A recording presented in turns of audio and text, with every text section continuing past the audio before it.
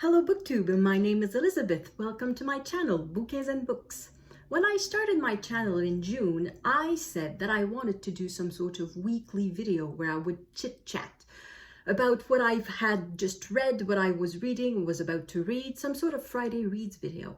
And I ended up doing just one or two of these videos, and for some reason I stopped doing them. I ended up doing tags and wrap-ups and piles of possibilities and pretty much anything except chit-chat, but I don't know why. They are the easiest to film. There's basically no preparation entailed. You just have to show up with the books that you've read and the books that you're reading, and that's that.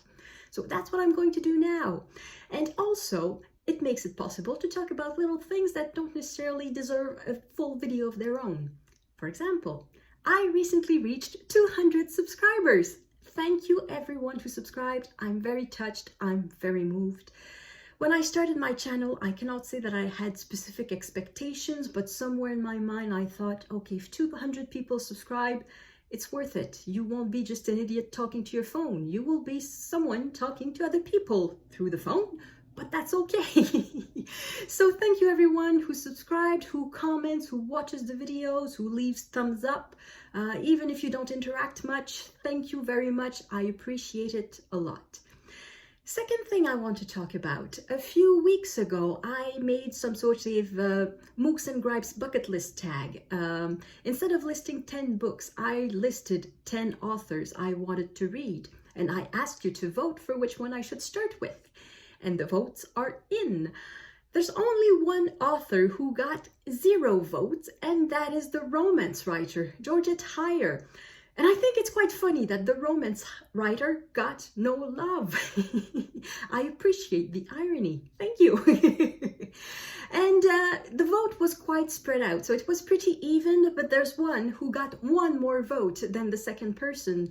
And that one person, that writer who got one more vote than the others, was Ursula Le Guin. So in the next few weeks, probably in December, because I will keep November for Nonfiction November. So probably in December, I will read some Ursula K. Le Guin. I will probably go for The Left Hand of Darkness because it's her most famous and it's the one I've heard the most wonderful reviews about. And not that I'm paying too much attention to them because I don't want to be spoiled too much. I want to enter it without really knowing too much about it. But I heard great things about that. So I'm going to read some Ursula K. Le Guin in December, probably December. Quite soon. So I'm going to read some Le Guin quite soon. Some science fiction. I have not read any science fiction in a very, very long time. I think I've read only, well, there's George Orwell that I read, 1984. So I guess it counts as science fiction. But besides that, I really haven't read a lot of science fiction.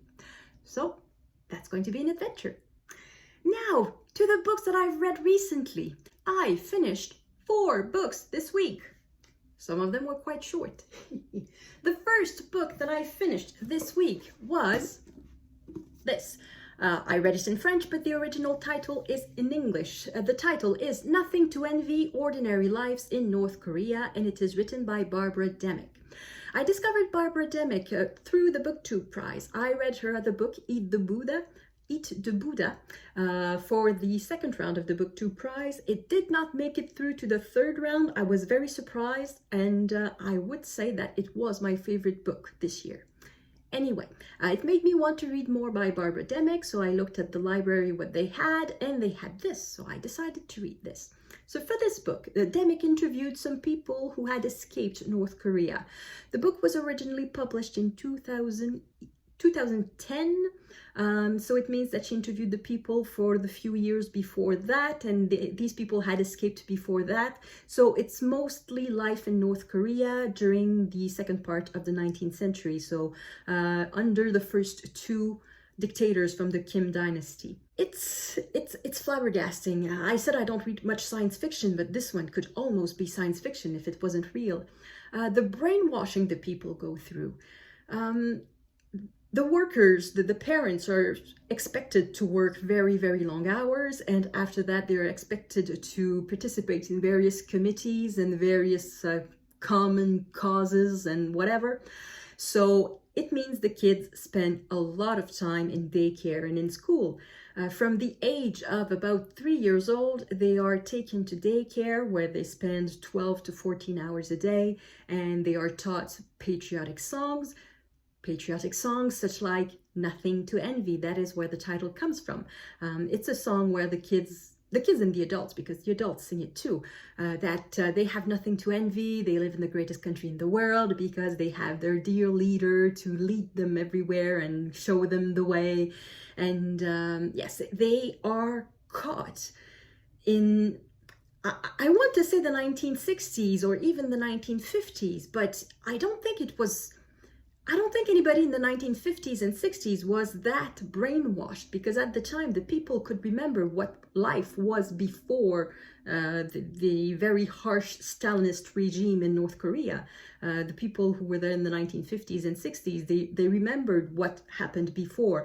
Not that before was wonderful, because they were under Japanese occupation for a long time, and that was not the happiest period in Korean history, but they still could remember what life was under capitalism and what life is under communism. In that particular version of communism, it's extremely harsh.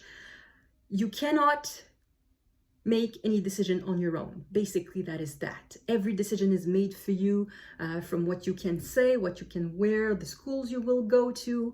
There's a very strict caste system that lasts for at least 3 generations. So one of the person interviewed in this book, her father was a former soldier for the South, for South Korea. So that meant that her sisters, Hiva and herself, and her brother, even though all of them were quite smart, they were quite intelligent, they could not necessarily go to the best schools because they were tainted. They were part of the enemy caste, the hostile caste. So there's that aspect of North Korea that I did not expect for some reason. Well, I guess it's the propaganda working. I was thinking that communism made everybody equal at the very bottom of the pyramid, but everybody equal, but apparently not. Birthright still exists in North Korea, and it has nothing to do with nobility, but it has everything to do with who your parents were and what they did. So that is one of the very powerful tools that North Korea has to control its citizens, is that if one person does something wrong, the rest of the family will be punished. And Barbara Demick interviews people who have escaped North Korea. So that means that these people know perfectly well that their family members, if some of them have no family members left, but the others know quite well that their sisters or other members of their families ended up in work camps because they had escaped. It's really heartbreaking. It's very moving. It's extremely interesting. It's fascinating, the brainwashing in there. And the particular point that I liked is when the people interviewed realized that they were being lied to, realized that the entire system was fake. Because when you're brought up in it, like most children, whatever they are taught, they think it's reality. It's true. The adults know best. And at some point, these people, all the people who escaped, realized that it was utter bullshit. And that is sort of the breaking point, and that's the particular point in their stories that I find particularly interesting. However, the rest is also very interesting, how they were brought up and how life is once they reach South Korea, because it doesn't necessarily get easy as soon as they get to South Korea. Life is difficult too for a refugee from the north. So this was particularly interesting. And then I wanted to read more about the subject, but on perhaps a lighter side. So I read Pyongyang by Guy Delisle. This is a graphic novel. Well, not novel, it's nonfiction. A graphic nonfiction. The author, Delisle, is he draws and he works for, at the time, that's why I don't do these videos. I ramble. So at the time, he wrote this book, and at the time he went to North Korea. He worked for an animation company in France, for a French company, and the French company has some overseas studios in Pyongyang. Apparently, there's a cartoon animation department in North Korea. And Delisle went there for 2 weeks to supervise some of the work that was being done.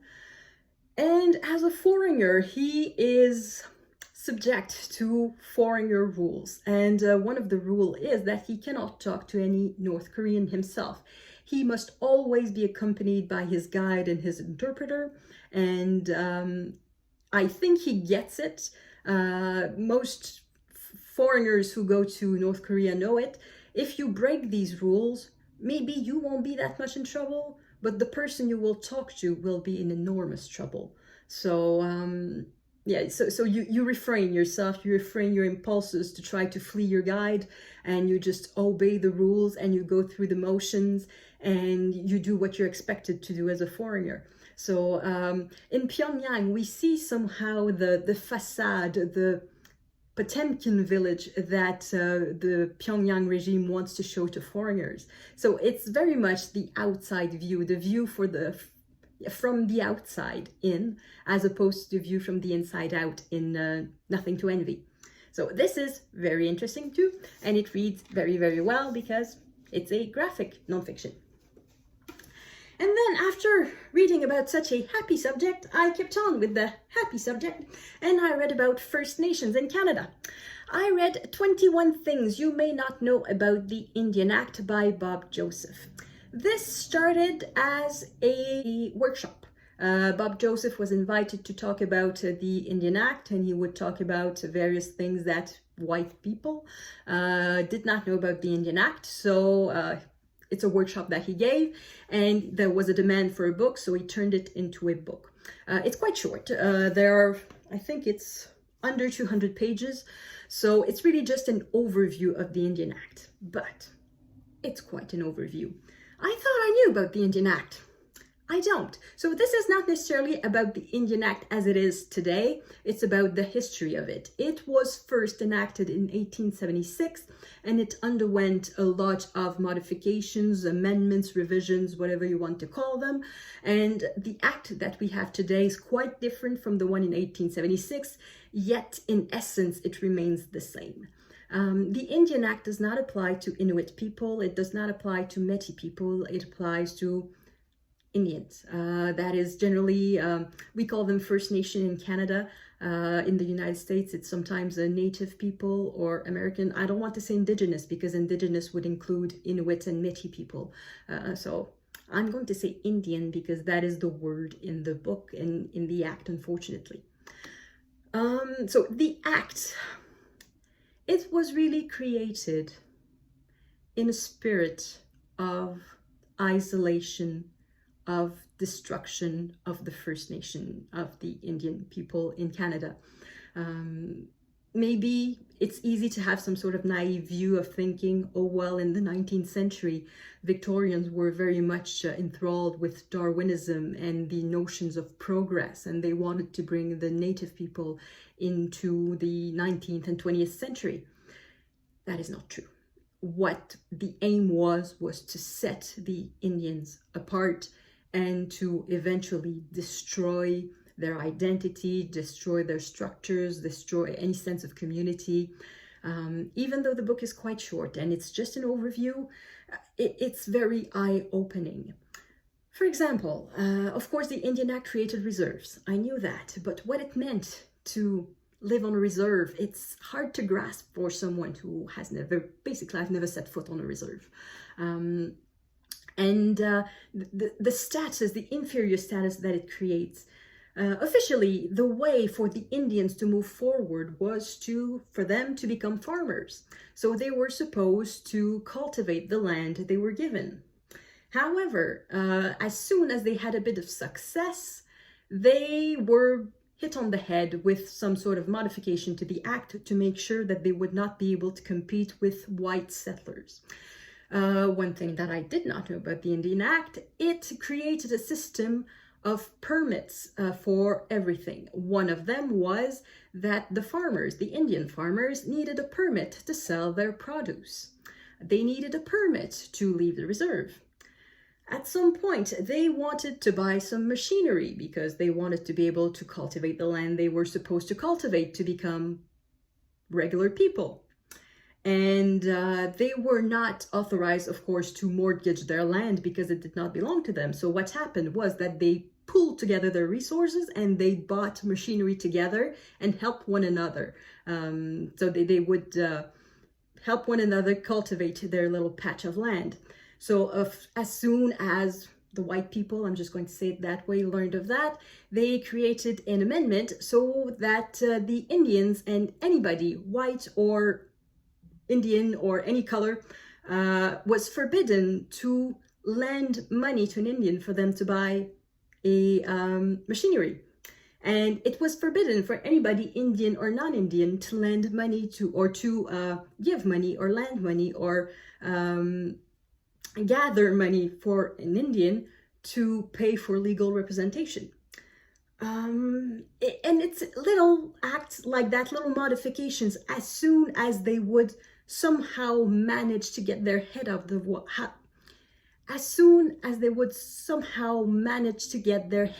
the water, the government would make sure to push them back down underwater again. And that's horrible. And of course, one of the most famous aspects of the Indian Act is the creation of residential schools.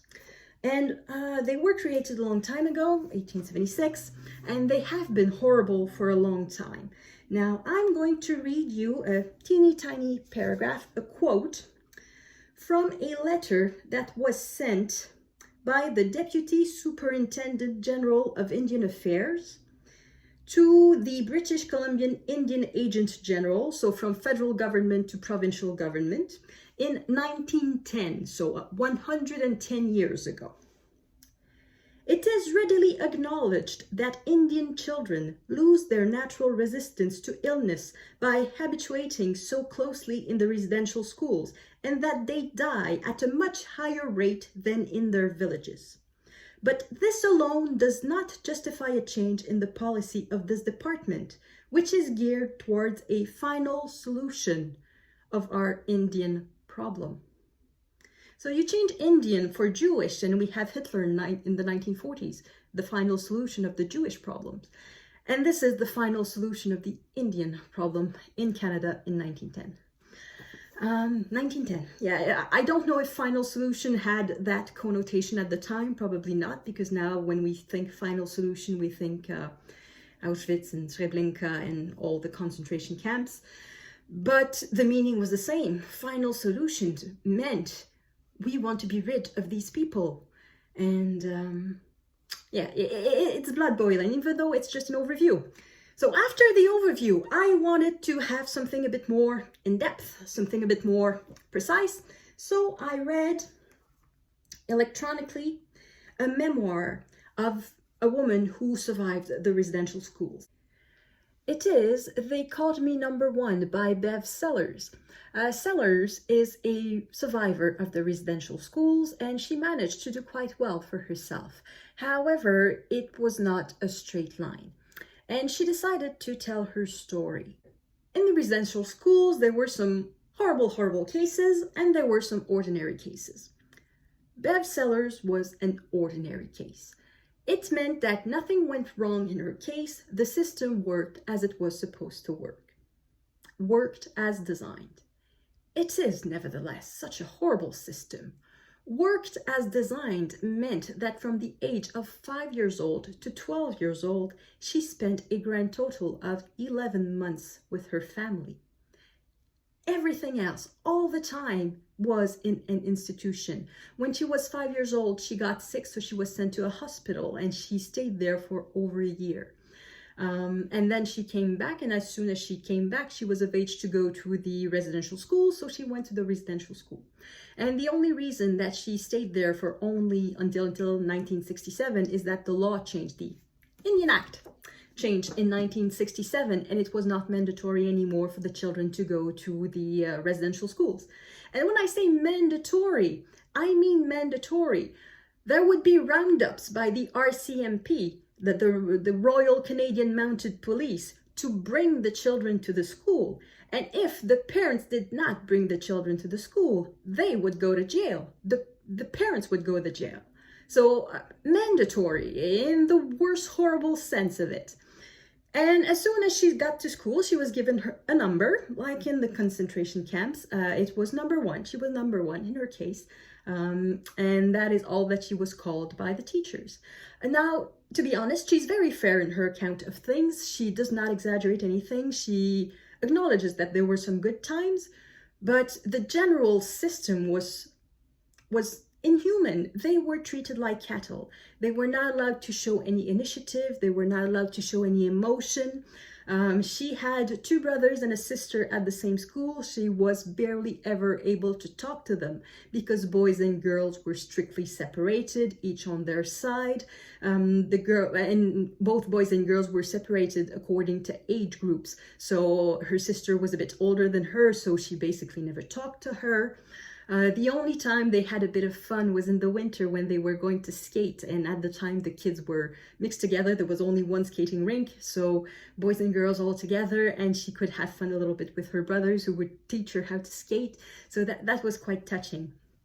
But the ordinary system meant that they could be hit at any time for basically any reason, yelled at, humiliated. They were fed horrible food, mush that she calls it, while in a different dining room, of course, the nuns and the fathers were given very good meals. There was a garden where they would grow vegetables, and of course it's the kids who worked in the vegetable patch. It's the kids who took care of the animals. But they saw none of these vegetables on their table. The vegetables were either served to the management or they were sold. And the kids had to live through that. And also, she's perfectly aware that other children suffered some sexual abuse, including her brothers. Yeah, it's a very moving book in the sense that the experience that Bev Sellars went through is very telling. As I said, whoops, low battery. As I said, what she went through was the ordinary life. It was nothing extraordinary. It was just the way it was supposed to work. Kids were treated like cattle because they were considered cattle. So hers is no extraordinary case. But her being no extraordinary case at the residential school meant that in 1967, when she was not forced to go to residential school anymore, she was sent to the regular public high school in William Lake. And there was still some sort of discrimination there. It was not all happy roses and everything. She quit school before she got her high school degree, even though she was super smart, even though she was always the first top of her class, even though she wanted to become a nurse. She had a goal in life. And she had a happy home. She was living with her grandmother, and there was no alcohol in that home. And it was really a loving home and a nice place to grow up. And she quit school before she reached high school, and then she started to party and drink, and she had her first child. She was 18, and she ended up having 3 children, but she was in an abusive relationship. And somehow through all of that, she managed to go back to school, and she started with a course in, I think, keeping books, in bookkeeping. And then afterwards, she went to university and studied history, and then she became a lawyer. So now she's a lawyer. There's one drawback to this book, is that the writing is really not that extraordinary. Perhaps it's a second effect of being a lawyer. It's all about the facts, nothing but the facts. It reads a bit like a long affidavit sometimes. But it's nevertheless, the content is very interesting. So it's not a wonderful read because it can be a bit plain in certain places. But what I learned in it, it's really a person's experience of residential school, and I think it's fascinating. So that is very interesting too. So these are the 4 books that I finished this week. I should have said that that book, They Call Me Number One, is not very long either. It's about 200 pages too. So that's that. The other book that I'm reading for nonfiction November so far, that one is much happier. It is Venice, Pure City by Peter Ackroyd. It's some sort of biography of Venice. It's a history, but at the same time, it's not really a history. It is not told in chronological order. There is some sort of chronological order overall, but from chapter to chapter, it's more a theme. I'm in the chapter right now where he talks about the famous Carnival of Venice. So how it started as soon as, I think, as the 11th or 12th century, and how it has endured until these days, even though it has changed in nature. So, like I said, it's a bit like a themed biography. And I would want to read that book very quickly because it's very interesting, but I can't. A bit like Venice, there's no way of going fast in Venice. There are no straight streets and there are no straight lines, and you have to go with the flow very literally. So I decided that that's what I would do with this book. I'm just going to go with the flow. If I read just 2 chapters, if I read just 10 pages in 1 hour because I'm enjoying it, that's going to be that. It's just, I'm going slowly with it. So that is what I'm reading, and I think I'm going to start another book. I don't know what necessarily. I have a lot of choice there. I know it will be nonfiction, but other than that, I don't quite know. So that is all I had to say. I hope you're having a great nonfiction November, or even a fiction November. You're allowed. It's not because I read nonfiction that you're not allowed to read some fiction. And yeah, let me know what you're reading and how good it is. Thank you everyone for watching. I hope I will see you in the next video. À la prochaine!